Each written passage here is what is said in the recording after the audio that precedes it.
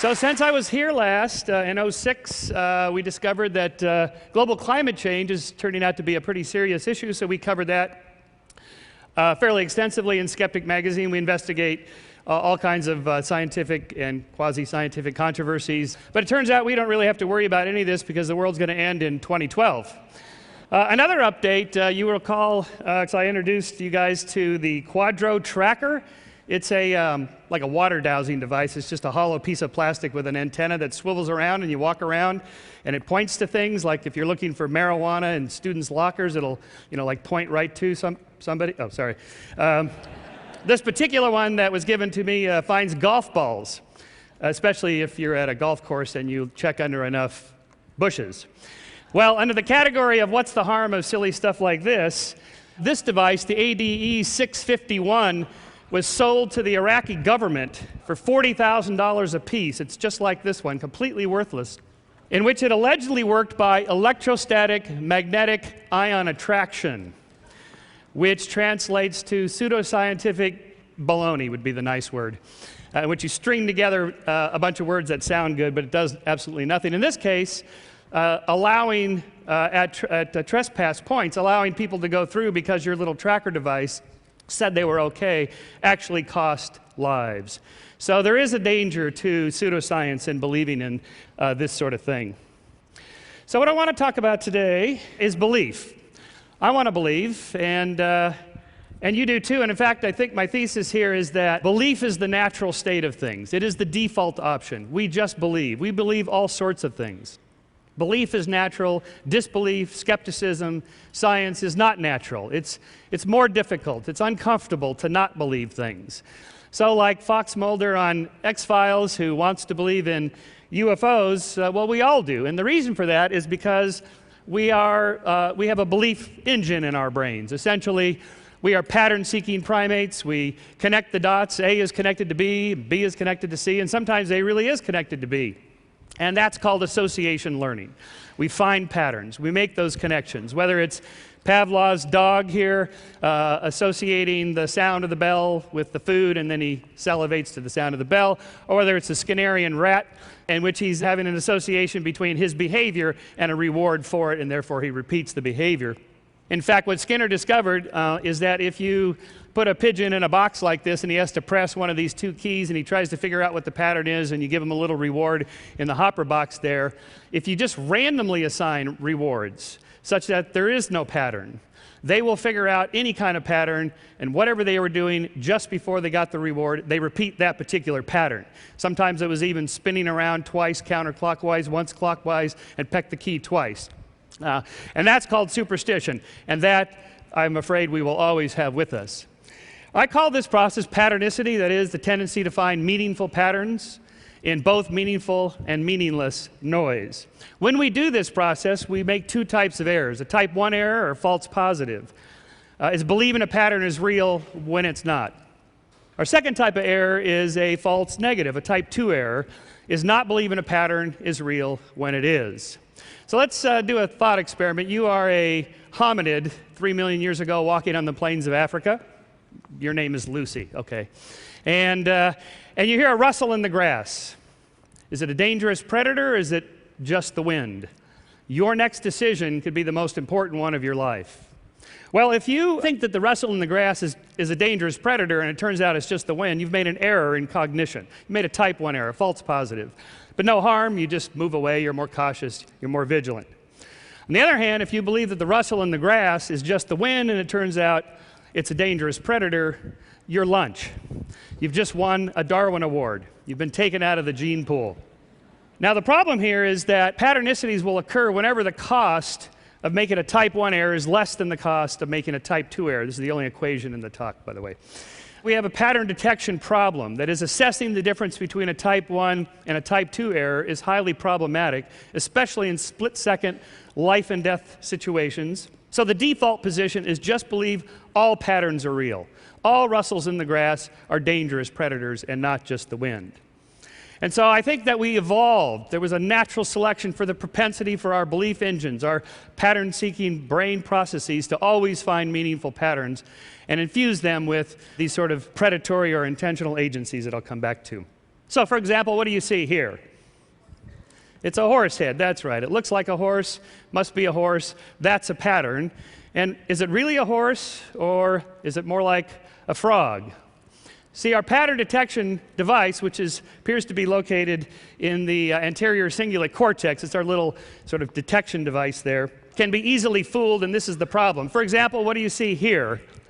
Yes, of course, it's a cow. Once I prime the brain, it's called cognitive priming. Once I prime the brain to see it, it pops back out again, even without the pattern that I've imposed on it. And what do you see here? Some people see a Dalmatian dog. Yes, there it is. And there's the prime. So when I go back, without the prime, your brain already has the model, so you can see it again. What do you see here? Planet Saturn. Yes, that's good. How about here? Just shout out anything you see. That's a good audience, Chris, because there's nothing in this. Well, allegedly, there's nothing. This is an experiment done by Jennifer Whitson at UT Austin on corporate environments and whether uncertain feelings of uncertainty and out of control makes people see illusory patterns.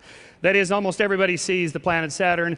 People that are put in a condition of feeling out of control are more likely to see something in this, which is allegedly patternless. In other words, the propensity to feel these or find these patterns goes up when there's a lack of control. For example, baseball players are notoriously superstitious when they're batting, but not so much when they're fielding. Because fielders are successful 90 to 95% of the time. The best batters fail 7 out of 10 times. So their superstitions, their patternicities, are all associated with feelings of lack of control and so forth. What do you see in this particular one here, in this field? Anybody see a object there? There actually is something here, but it's degraded. While you're thinking about that, this was an experiment done by Susan Blackmore, a psychologist in England, who showed subjects this degraded image and then ran a correlation between their scores on an ESP test, how much did they believe in the paranormal, supernatural, angels, and so forth. And those who scored high on the ESP scale tended to not only see more patterns in the degraded images, but incorrect patterns. Here is what you show subjects. The fish, it's degraded 20%, 50%, and then the one I showed you, 70%. A similar experiment was done by another British psychologist named Peter Bruegger, who found significantly more patterns, meaningful patterns, were perceived on the right hemisphere via the left visual field than the left hemisphere. So if you present subjects the images such that it's going to end up on the right hemisphere instead of the left, then they're more likely to see patterns than if you put it on the left hemisphere. Our right hemisphere appears to be where a lot of this patternicity occurs. So what we're trying to do is bore into the brain to see where all this happens. Bruegger and his colleague Christine Moore gave subjects L-DOPA. L-DOPA is a drug, as you know, given for treating Parkinson's disease, which is related to a decrease in dopamine. L-DOPA increases dopamine. An increase in dopamine caused subjects to see more patterns than those that did not receive the dopamine. So dopamine appears to be the drug associated with patternicity. In fact, neuroleptic drugs that are used to eliminate psychotic behavior, things like paranoia, delusions, and hallucinations, these are patternicities. They're incorrect patterns. They're false positives. They're type 1 errors. And if you give them drugs that are dopamine antagonists, they go away. That is, you decrease the amount of dopamine, and their tendency to see patterns like that decreases. On the other hand, amphetamines like in cocaine are dopamine agonists. They increase the amount of dopamine. So you're more likely to feel in a euphoric state, creativity, find more patterns. In fact, I saw Robin Williams recently talk about how he thought he was much funnier when he was doing cocaine when he had that issue than now. So perhaps more dopamine is related to more creativity. Dopamine, I think, changes our signal-to-noise ratio. That is, how accurate we are in finding patterns. If it's too low, you're more likely to make too many type 2 errors. You miss the real patterns. You don't want to be too skeptical. If you're too skeptical, you miss the really interesting good ideas. Just right, you're creative, and yet you don't fall for too much baloney. Too high, and maybe you see patterns everywhere. Every time somebody looks at you, you think people are staring at you, you think people are talking about you, and if you go too far on that, that's just simply labeled as madness. It's a distinction perhaps we might make between two Nobel laureates, Richard Feynman and John Nash. One sees maybe just the right number of patterns to win a Nobel Prize. The other one also, but maybe too many patterns, and we then call that schizophrenia. So the signal-to-noise ratio then presents us with a pattern detection problem. And of course, you all know exactly what this is, right? And what pattern do you see here? Again, I'm putting your anterior cingulate cortex to the test here, causing you conflicting pattern detections. You know, of course, this is via uno, shoes. These are sandals. Pretty sexy feet, I must say. Maybe a little photoshopped. And of course, the ambiguous figures that seem to flip-flop back and forth. Turns out what you're thinking about a lot influences what you tend to see. And you see the lamp here, I know, because we have lights on here. Of course, thanks to the environmentalist movement, we're all sensitive to the plight of marine mammals. So what you see in this particular ambiguous figure is, of course, the dolphins, right? You see a dolphin here, and there's a dolphin, and there's a dolphin. This is that's a dolphin tail there, guys.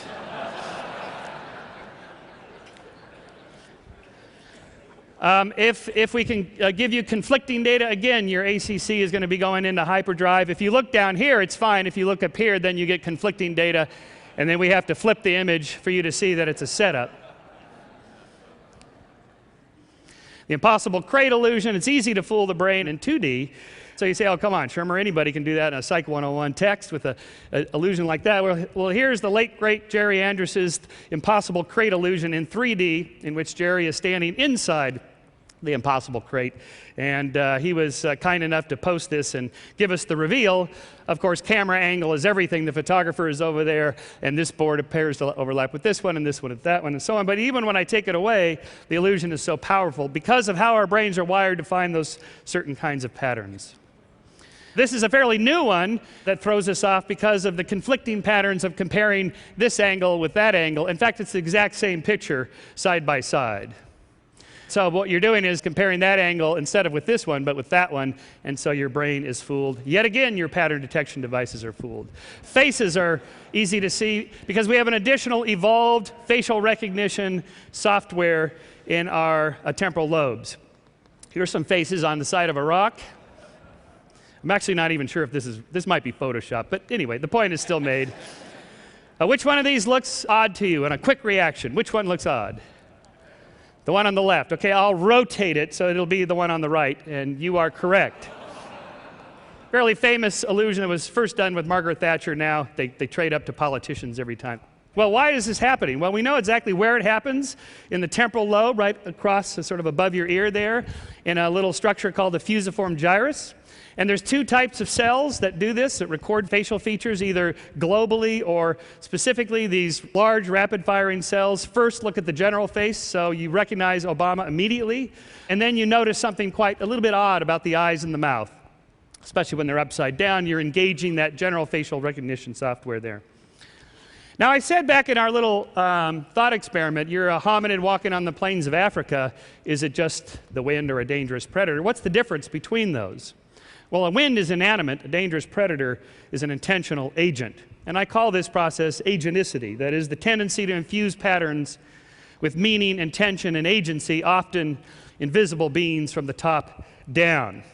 This is an idea that we got from a fellow tedster here, Dan Dennett, who talked about taking the intentional stance. So it's a type of that expanded to explain, I think, a lot of different things. Souls, spirits, ghosts, gods, demons, angels, aliens, intelligent designers, government conspiracists, and all manner of invisible agents with power and intention are believed to haunt our world and control our lives. I think it's the basis of animism and polytheism and monotheism.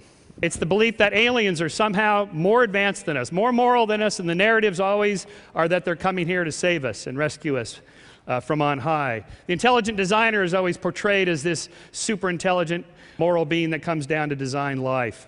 Even the idea that government can rescue us, that's no longer the wave of the future, but that is, I think, a type of agenticity. The projecting somebody up there, big and powerful, will come rescue us.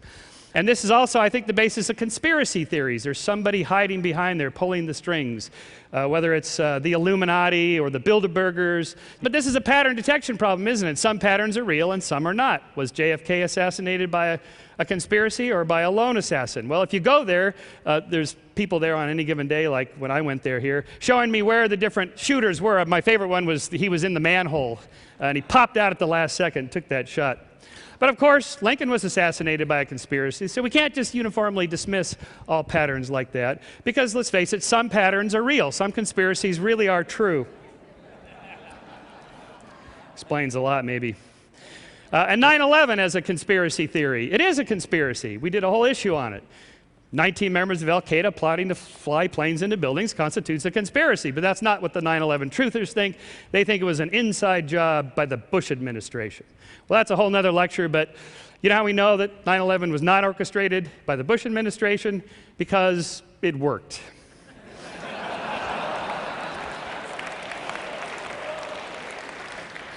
So we are natural-born dualists. Our agenticity process comes from the fact that we can enjoy movies like these because we can imagine an essence continuing on.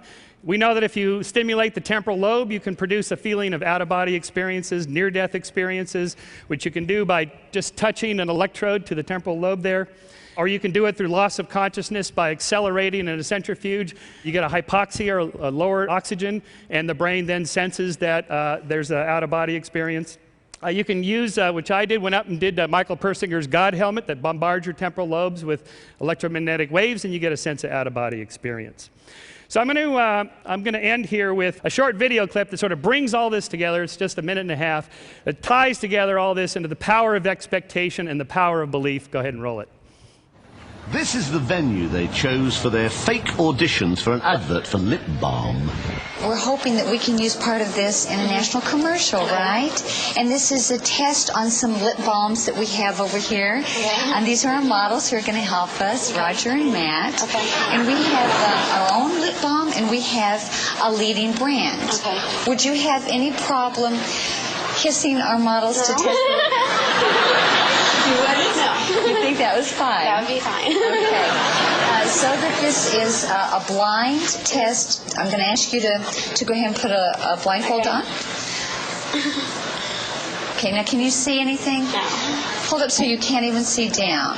Okay. It's completely blind now, Yeah. right? Yes. Okay.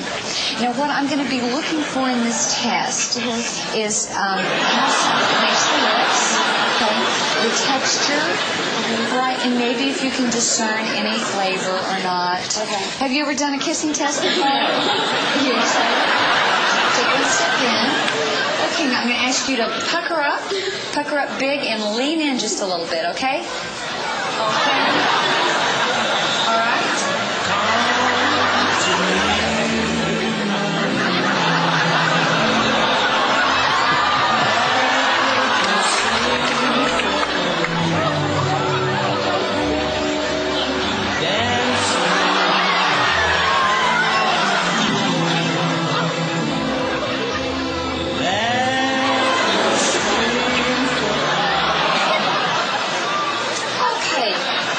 Jennifer, how did that feel?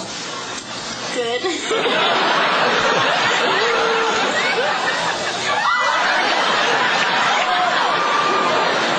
Oh my God.